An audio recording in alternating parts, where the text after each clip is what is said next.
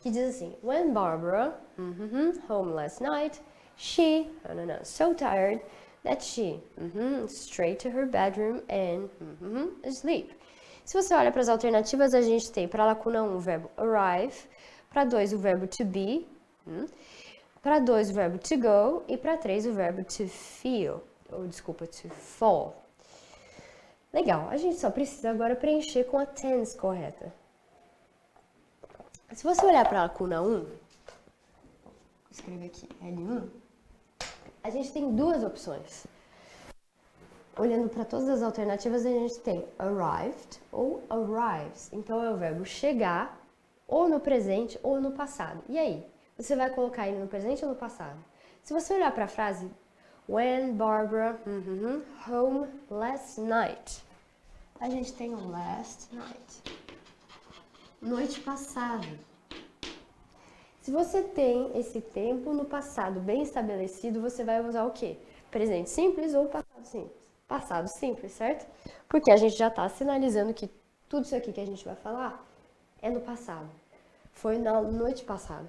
Então, a gente já vai preencher a lacuna 1 com arrived. Então, quando a Bárbara chegou em casa ontem à noite, ela...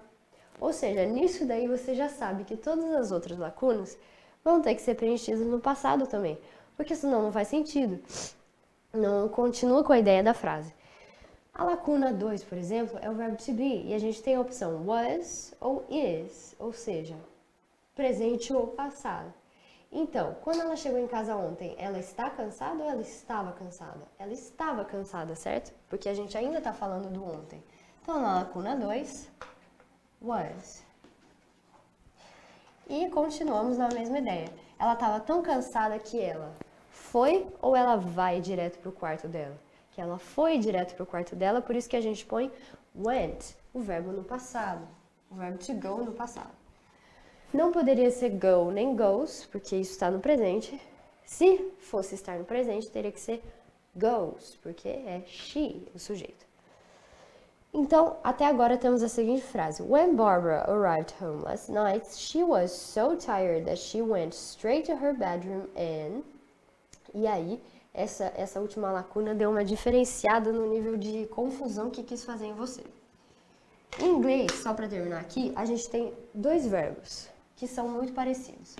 O verbo fall e o verbo feel.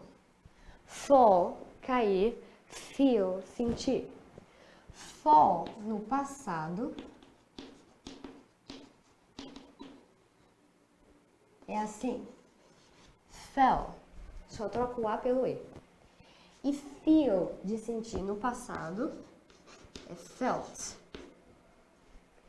Então, quando a gente olha para essas duas formas aqui, elas se parecem muito. Uma é fell e outra é felt.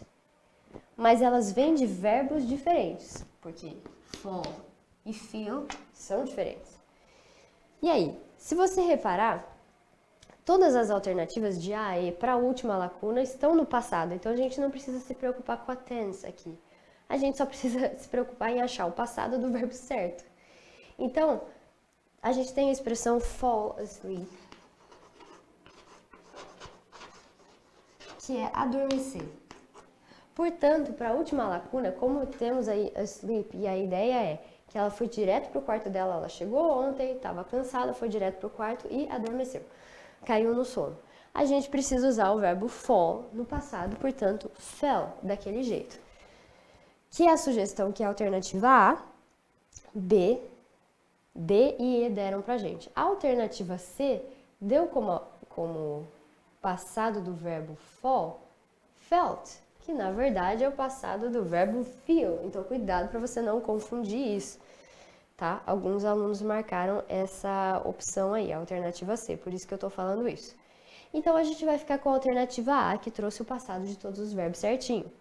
When Barbara arrived home last night, she was so tired that she went straight to her bedroom and fell asleep. Tá bom? É assim que fica a nossa frase.